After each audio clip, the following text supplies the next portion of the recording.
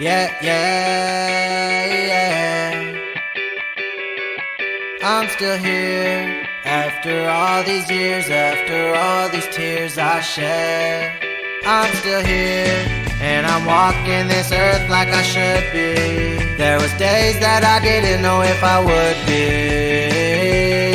Yeah, yeah. Now I stand tall with my feet in the ground and my head in the clouds. 'Cause I'm still here like I should be. Yeah, yeah, like I knew that I could be. Here we go, here we go.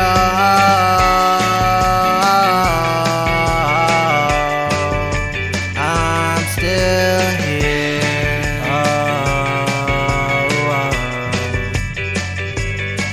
I'm here.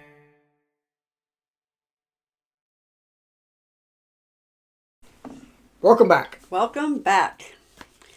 Did you have a nice break? I did. Did you go anywhere fun? I did. Okay. Went to Florida. I like Florida in pieces. You people listening from Florida, I like your state, but there's just way too many people there.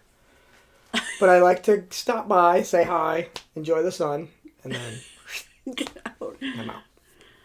Yeah, we were on the ocean side, which is unusual for us. But it was a nice trip, and it was where we stayed was super walkable, which was nice. And yeah, overall, very good. All right. So I wanted to talk about like getting your head back in the game, like get after maybe a setback, maybe with something new starting because of treatment or whatever. But I just feel like for me, also coming off this injury with my foot, it's just one of those things that's kind of like, okay, how do I just like get back on track to whatever I want to be doing? Restart. Yeah. And just what does that kind of, not necessarily a reset look like, but what are the pieces to put together to do that? So I find that for me, like the best way to kind of get moving and everything is movement. And so it stands to reason that when I can't move as much, although I didn't try super hard with a broken foot, it just impacts kind of how much energy I have, how I feel, how motivated, everything. For sure. Yeah. And we've both had our peaks and valleys throughout our whole life of exercise or eating right or meditation or whatever those different areas are. We've been like nailing it at times, and then it's been completely absent at times. And so we know what it should look like or should feel like or whatever when we're doing things the right way. Yeah. But it's not just a switch you can turn on. It's, you have to get back into habits, and habits take time to click. And I think for me, I mean, it is this constant, like, things are going well, they fall off. And then, how do we get back? And what's possible to maintain? Some people are obviously just way better at being consistent about things than other people are, I think. Well, some people's lives are more set up to be consistent. That's true, too. It's easier for some people. That's true, too. But, I mean, that's a big one. It's when you have to really, really, really try hard and everything in your life and job and kids and all that is fighting you, it's really hard. I agree.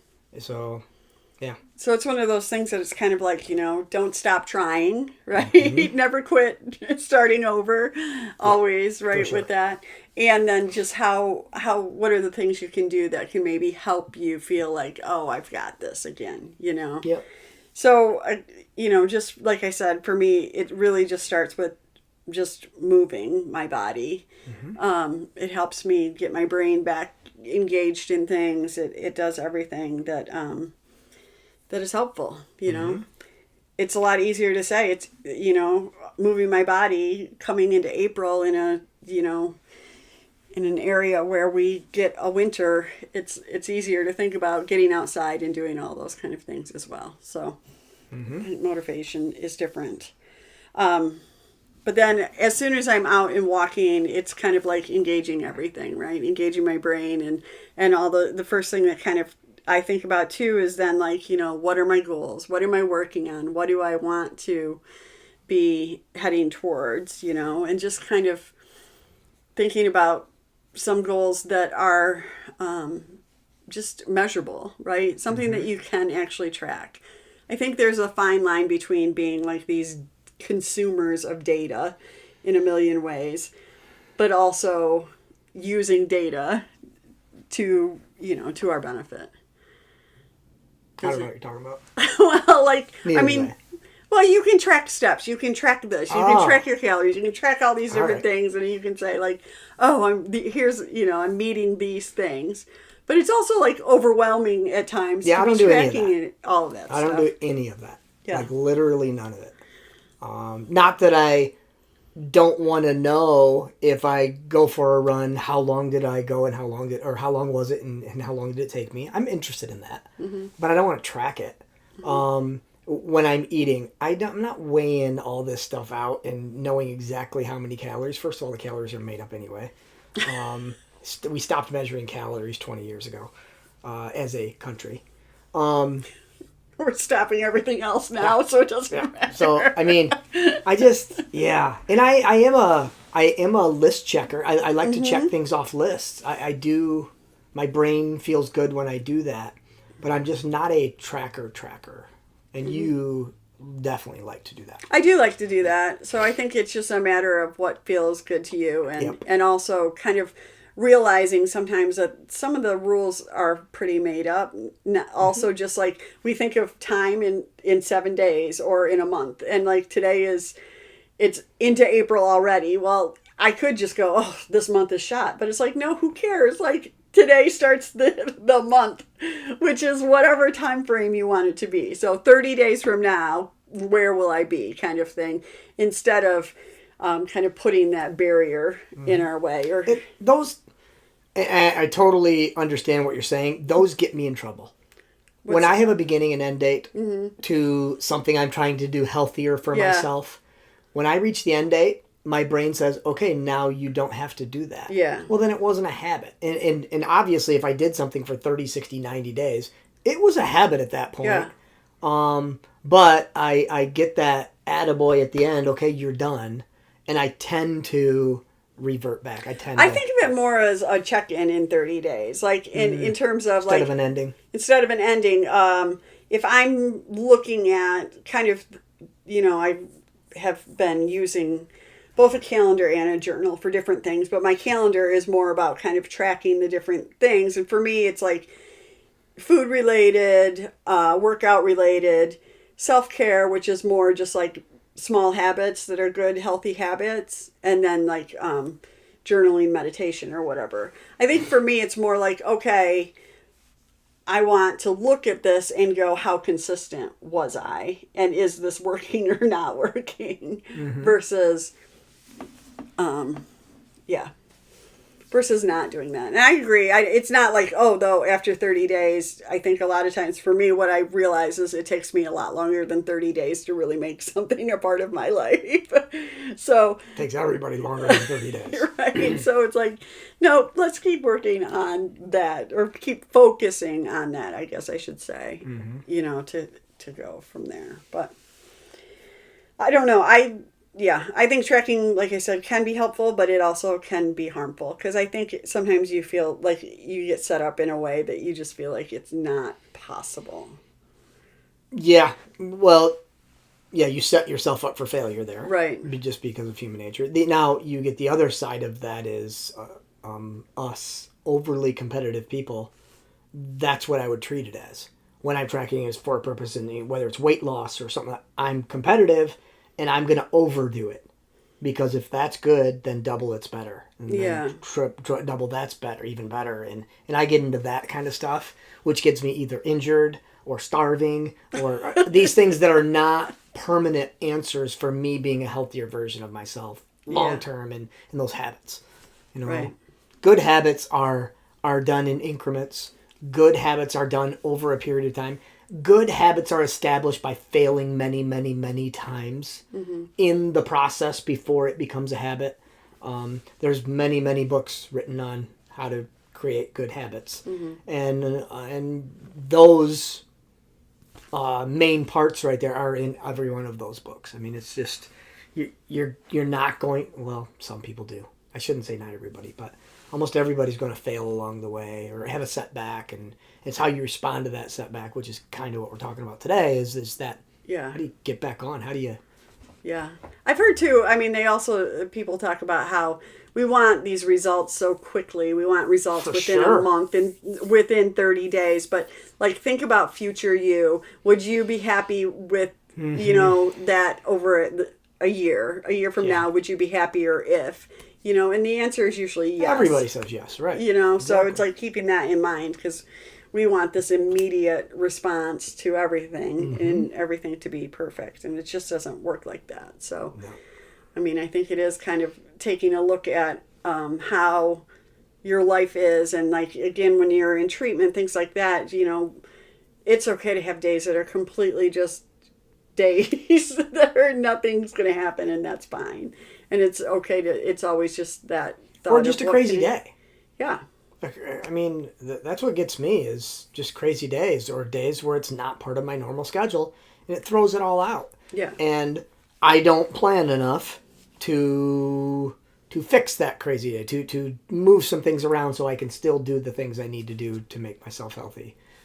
I'm not good at that part, but yeah. Yeah, I would agree with that. I mean, because when I look at like even my work schedule, when I'm, driving 3 hours to get to work on a day, it is kind of like, yeah, this is not a normal day and whatever, but what can I do? Can I get a walk at lunch? Can I bring my lunch that's healthy? Can I do some things that it doesn't make the day a total loss? Knowing that it's probably not going to be everything that a normal day might be for me. So what do you think about motivation, inspiration, things like that?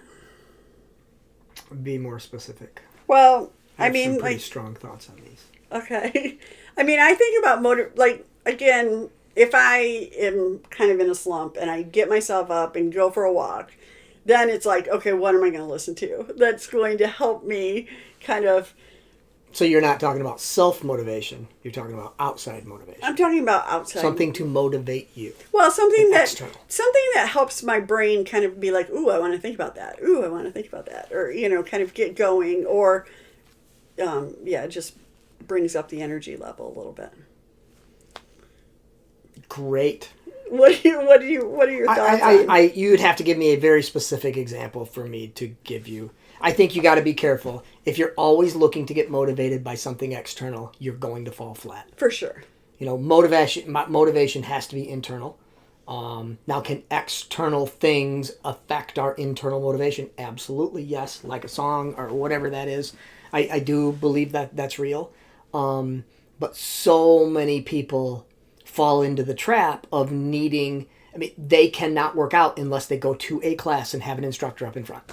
That is a large majority of people. The thought of them working out on their own is like, what? No, you can't do that. They need that external motivation. Which, hey, if you can afford that, and if you can find the time to do that kind of things, and if you have the chef in your house that's externally motivating you to learn how to cook and do it, hey, God bless you. Most of us don't have that. So, yeah. Okay. I could go on a long time on this one. We probably shouldn't. Well, I think obviously everybody has to have internal motivation to be able to accomplish goals, right? Or to get back on track. No. You don't think so? No, not needed at all. But I think it's the small percentage of people. Some people are absolutely coached to do everything. Okay. That's not internal motivation. True. That is following direction. And there's a big difference between those two things. The decision to get up off the couch and go for a walk or go work out or whatever, when you just decide that on your own, is way different than someone going, come on, let's go. Those are two different things. Oh, I agree with that. Yeah, but there are a lot of people who just obviously do not respond to or don't have that switch or whatever that They tend to talk themselves out of things versus talking themselves into things almost solely. Do you think I think it's a big problem with our obesity problem. We're getting down a road here that we probably shouldn't go. Okay. But I think it's the number one problem with obesity is that we've, as a society, this is going to get deep, but as a society, we solely we blame other people, and we count on other people for the things that are us. And in myself, I have responsibility over me. What I put into my body, what I do with my body, all of those. And yes, I am externally motivated by you sometimes. I think accountability is a million times more important. I think motivation is just a word. It's a flimsy word. It's kind of like a goal without being specific. Yeah. I hate those things. Accountability, I can wrap my hands around. I know what accountability is. But we need to be better at either self-motivating or being accountable to ourselves as a whole for a lot of things. And you look at the chat rooms, you look at all of the comments and think about what I just said. What comes up for me is kind of this victim mentality, right? And the fact is, some of us are dealt some pretty shitty cards sometimes, right? No but doubt. But the fact is, we all do have a choice how we respond to it. We do. And you know the kids that I work with and the problems that they have and the cards that they're dealt is just unfair. Unfair. I can't believe it. All nines. Yeah. You're playing. Yet I talk to them just the way I'm talking here, and I say, hey, suck it up. Yeah. What do you your next employer doesn't care. They may care, but you're not going to get the job or not get the job based on... No, it's going to be based on you and what you do about it. You're not going to have me in your corner when you're out of here kicking you in the butt, telling you to do your homework or asking you those questions that you really need to think about. That's not going to be there. And your parents are not existent. So what are you going to do about it? Yeah. You know what I mean? And it's kind of like this too. When, this cancer diagnosis and stuff, so many people are alone in this. Yeah. Or if they're not alone, they're supporting a lot of other people, right? They are the butt kicker. Yeah. They are well, that's got to turn into... person. Yeah. Sorry about that. No, I don't. I think it's worth talking about these kind of things because it is kind of one of those situations that we all fall down and you got to get up again, right? And that's life. That is literally life. It is a series of falling down and getting back up again. And sometimes it's moving a little farther forward and sometimes it's moving backwards. But how do we respond? Yeah. And I think part of it... Sooner or later, it has to be you making the decision. And figuring out what works for you, right? That's what I think I kind of wanted to talk about with all of this is just like, what is it that works for you as you're looking at where you want to be in the future or how you want to approach getting through some really tough things. And then, how do you lay that out in a way that works for you, For sure. And based on your circumstances in terms of time you have, do you have more time one day than others? Like, how do you set yourself up for success? And where do you go for motivation, for inspiration, for accountability, all of those kind of things? How do you build the system that helps you get to where you want to go? Knowing that it's not going to just come, right? And there's going to be, things that get in the way. But there's also what I feel like what's happened, like for me recently, there's not been a lot of things getting in the way. I just haven't been very productive. And it's like, okay, that's done. Well, you're the one that always says something in motion stays in motion, right? Yeah, it's so true. And I definitely feel that, right? So like being in motion is really important to me. So, and I mean... Yeah, I think for everybody, we all benefit from, we talk about this with our son sometimes too, like we all benefit from these routines and schedules, right, that help us keep moving. Plans, routines, schedules, all of those things are good. Yeah. And that's, I mean, kind of what I was just going to. So, how do you plan it? What does it look like? Do you do, like today, I spent some time looking at kind of the next month for me and where I want to be and what that looks like. What are my days that I know are going to be like long days because of work? Or is there things that are, just, what do I need to plan around? Things that I can't change or whatever. And what can I change? And how can I get the things in that I want to, I was looking again at a little bit of a morning routine, which I haven't been doing a ton of, but I have done it in the past and it's been helpful. And it's just like, okay, how do I start my morning off in a way that,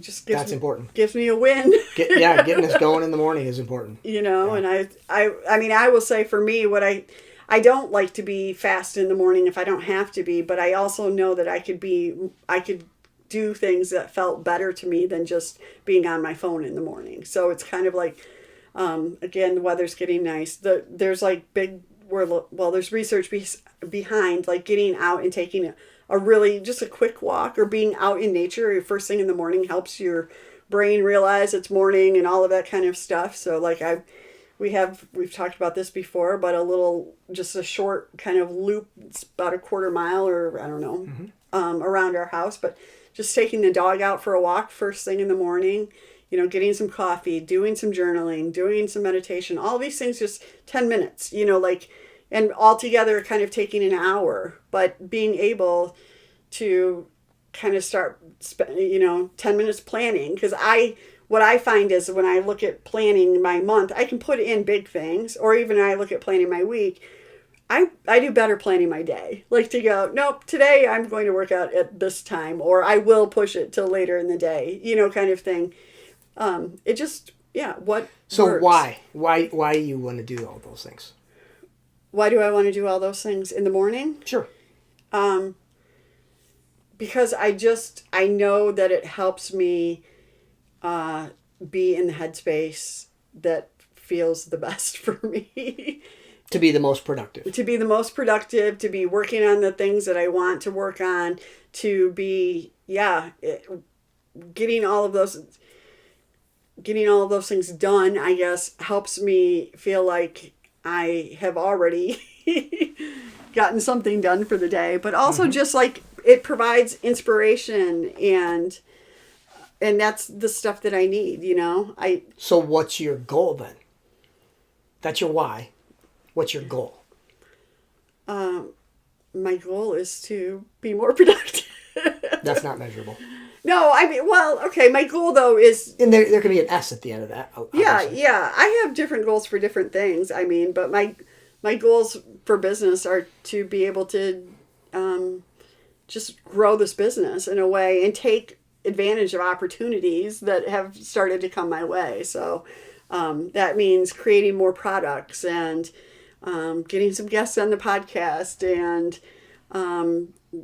speaking engagements, all those kind of things that take a lot of like time and intention for them to happen. Mm-hmm. So you guys out there, you start with that. You start with the goal or goals, plural. And that can have obviously something to do with fitness, nutrition, your mental side of being focused, all of those. Can be a time of day. These are part of these goals. Then we talk about the why. Why do you want to do that? Well, that sets up your how. Mm-hmm. And the how can be a lengthy list. Getting up earlier in the morning, doing this, and this to set me up for doing this. And then that is where I actually get into checking off I needed to do these things to achieve that goal. Yeah. This is something, this is a process right here. That in itself, you're still going to quit. You're going to quit in a week. If you just have that in place. We are creatures that are set up to fail without accountability.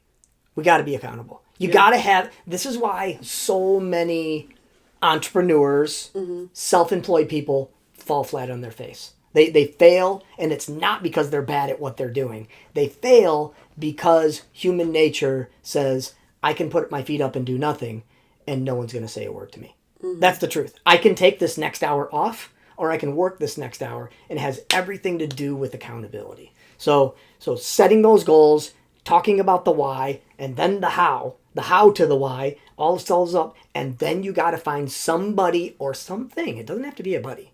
Something to force you to be accountable.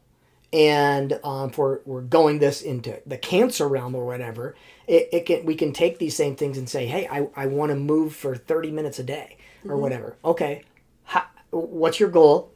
Move for 30 minutes a day. How are you going to do this? Well, I live in a climate that snows sometimes. I'm either going to ride my bike for 30 minutes, walk on the treadmill for 30, walk outside for 30 minutes. I'm going to take my dog for a walk. These things, but then who are you going to be accountable to? What are you going to be accountable? You oftentimes are accountable to a checklist list. That's okay. It's not great. It's okay. At a point, this was years and years ago, but you were accountable to an online group that you guys were all doing a workout and you were logging in what you did. I don't even know if you even remember this. I don't remember this. So there were people there were people in California, there were people all over the United States, and there was only like 15 people in your group. And you guys were doing online workouts. It gave you the workout, and you were doing that in the bedroom, in the living room. It wasn't like go to the gym and do these. But you guys were doing this, and there were, I don't know, 30-minute, 45-minute workouts. And when you were done, you kind of said, I'm done. And there was something like a chat with it or something, and people were reporting in when they got it done, and you felt that pressure to, well, I want to report in, I don't want to be the one out there, and that's accountability. You don't even know those people, they're not even in the area, so it doesn't, and it can even be to an app. It does work. It's as good as checking it off a box. But without those two things in place, you got to have goals and you got to be accountable if you want this to roll, because we all know when we're accountable to somebody, it's so much harder to not do it. Yeah. It's true. I agree. And accountability matters. I would say in terms of goals. And so do goals. One matter. without the other. Yeah. You don't have your why. Yep. And I will say, when you're talking about something like cancer, or you're talking about entrepreneurship too, it's not like you can always talk to your neighbor about those things. So you do have to look sometimes other places to find the people who help you. And it can be somebody going right parallel with you that wants to do everything with you. Yeah. That can be accountable. Sure. It can also be somebody in a country that's across the pond.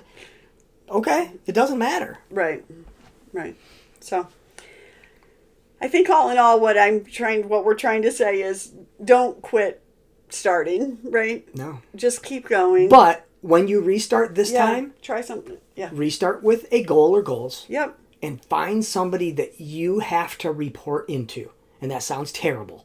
But no, whether it's a text at the end of the day, a phone call at the end of the day, send you an email, I got it done, I did this today. For you entrepreneurs out there, find somebody to send an email to that says, this is all the shit that I achieved today. I got this shit done. And it feels like, wow, I didn't get done until you start typing all the stuff you did that day. And there's something to that. You did, and that's going to build day after day after day. And that's a positive thing. Yeah, I agree. All right. Well, have a great week. We'll see you next time. Yep. Yeah.